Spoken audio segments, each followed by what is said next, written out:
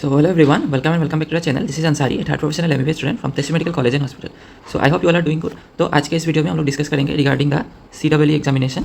तो अर्लियर क्या होता था, जो BSc नर्सिंग वगैरह कोर्सेस है, एलाइड हेल्थ कोर्सेस है, फार्मासिस्ट कोर्सेस है, सबके लिए अलग अलग एग्जामिनेशन होता था. तो इस बार क्या होगा, CEE यानी कि कॉमन एंट्रेंस एग्जामिनेशन होगा, यानी कि एक ही एग्जामिनेशन से सारे कोर्सेज में एडमिशन होगा. तो इसके रिगार्डिंग आज के इस वीडियो में हम लोग डिस्कस करेंगे. तो नोटिस निकल चुका है फ्रॉम SSUHS यूनिवर्सिटी की तरफ से. तो CEE के थ्रू आप कौन से कोर्सेज में एडमिशन ले सकते हैं, BSc nursing, D pharm, B pharm और एलाइड हेल्थ कोर्सेज. सो ये 2026 का ऑफिशियल नोटिस है.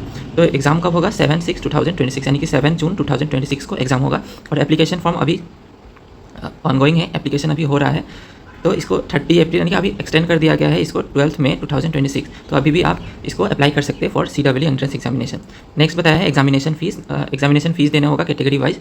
और जो PWD कैंडिडेट है, अगर डिसेबिलिटी मोर देन 40% है तो उनको कोई भी फ़ी पे नहीं करना एग्जामिनेशन का.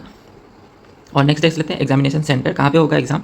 गुवाहाटी, डिब्रूगढ़, सिलचर, जोरहाट, बरपेटा, तेजपुर, डिफू, लखीमपुर, नौगांव एंड दिसोन, नलबाड़ी, धुबरी, शिलोंग, आइजॉल. ठीक है. नेक्स्ट एडमिट कार्ड कब आएगा, एडमिट कार्ड आएगा 25/2026 यानी कि 20 मई को एडमिट कार्ड आ जाएगा. Next candidates are required to keep the record of application. अब आपको जो भी फॉर्म फिलअप करते टाइम एप्लीकेशन नंबर मिलेगा और उसका जो पासवर्ड होगा आपको वो रिकॉर्ड करके रखना है. आपको ये काउंसलिंग के टाइम में नीड होगा. नेक्स्ट देख लेते हैं details of the entrance examination CEE 2026. तो एग्जाम कब होगा, 7 जून को 10 AM to 12 AM 2 आवर्स का ये एग्जाम होगा.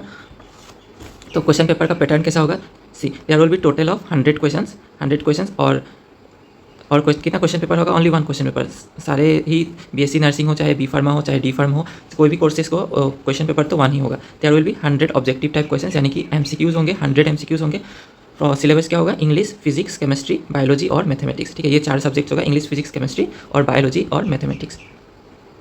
तो जिनको BSc नर्सिंग और allied and health care courses करना है उनको कौन से सब्जेक्ट को प्रिपेयर करना है, मैंडेटरीली इंग्लिश, फिजिक्स, केमिस्ट्री और बायोलॉजी. लेकिन जो एस्पिरेंट्स फार्मेसी के लिए एग्जाम दे रहे हैं, फार्मेसी एस्पिरेंट को क्या करना है, इंग्लिश, फिजिक्स, केमिस्ट्री और या तो वो बायोलॉजी कर सकते हैं या तो वो मैथमेटिक्स चूज़ कर सकते हैं, दोनों में से एक. बट फॉर BSc नर्सिंग और एलाइड हेल्थ कोर्सेज उनके लिए biology is compulsory. So next question paper का जो सिलेबस होगा वो कहाँ से आएगा, क्वेश्चन पेपर होगा क्लास 12 HS स्टैंडर्ड का क्वेश्चन पेपर होगा. मार्क्स डिस्ट्रीब्यूशन कितना होगा, इंग्लिश का 25 marks, physics 25 marks, chemistry 25 marks, biology 25 marks. Next देख लेते हैं मेरिट कैसे प्रिपेयर होगा, डिपेंडिंग ऑन दी 4 सब्जेक्ट्स. अगर सपोज 2 कैंडिडेट्स को सेम मार्क्स मिलता है देन क्या होगा, किसको पहले प्रेफरेंस दिया जाएगा, preference will be given to first जिसको बायोलॉजी में हाईएस्ट आया है, फिर उसके बाद केमिस्ट्री, फिर physics and then lastly English. तो नेक्स्ट अदर क्राइटेरियाज देख लेते हैं कोर्स वाइज. तो सबसे पहला कोर्स के बारे में बताया है BSc nursing, pharmacy, allied and health care courses. तो सबसे पहले BSc नर्सिंग का देख लेते हैं. BSc नर्सिंग के लिए क्या एलिजिबिलिटी क्राइटेरिया होगा, तो एप्लीकेंट को सिटीजन होना पड़ेगा इंडिया का, यानी कि इंडियन सिटीजन होना पड़ेगा, PRC होना पड़ेगा असम का PRC होना पड़ेगा. और जो भी मेल कैंडिडेट्स हैं, मेल कैंडिडेट्स को गवर्नमेंट इंस्टीट्यूट में एडमिशन लेने का परमिशन नहीं है, यानी कि male candidates are not eligible for admission in government institute of Assam. Male candidates government institute में एडमिशन नहीं ले सकते.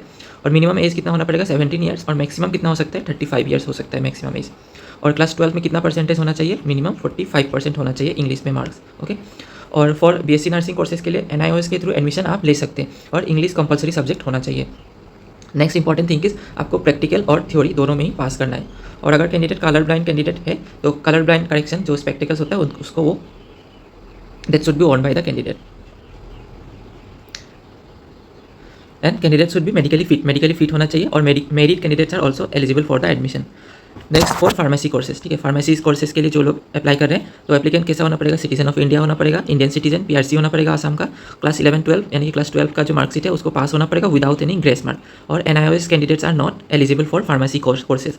और थ्योरी प्रैक्टिकल दोनों ही पास होना पड़ेगा, मेडिकली फिट होना पड़ेगा, मिनिमम एज कितना होगा, 17 ईयर्स होगा minimum age. And for allied and health courses citizen of India होना पड़ेगा, PRC होना पड़ेगा असम का, प्लस क्लास 12 का जो मार्कशीट है उसमें पास होना पड़ेगा, एटलीस्ट 45% एग्रीगेट होना पड़ेगा PCB, फिजिक्स, केमिस्ट्री, इंग्लिश और बायोलॉजी, ये 4 सब्जेक्ट्स मिला के 45% एग्रीगेट होना चाहिए. अगर वो OBC, MOBC या SC/ST कैंडिडेट्स है तो उसको 40% होने से भी हो जाएगा.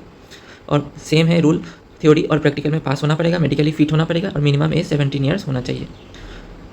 सो नेक्स्ट देख लेते हैं फॉर जो allied and health care profession है उसमें कौन से कोर्सेज आता है.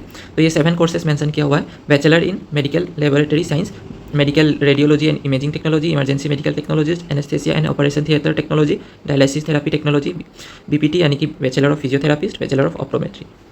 तो ये 7 कोर्सेस आते हैं allied and health care professions के लिए। तो these were earlier use to be paramedical courses, अभी इसका नाम चेंज करके allied and health care profession बोला गया है।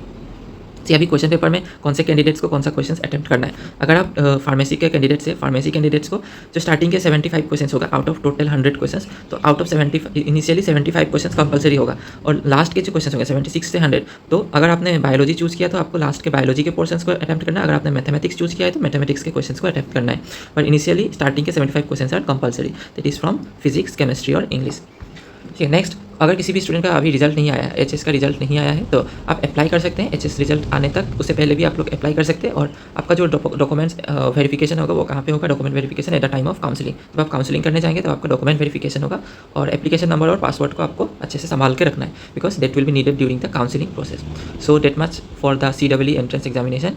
सो I hope this video has help you. If you have any doubt you can ask me in the comment section. Thank you everyone, thank you so much for watching this video.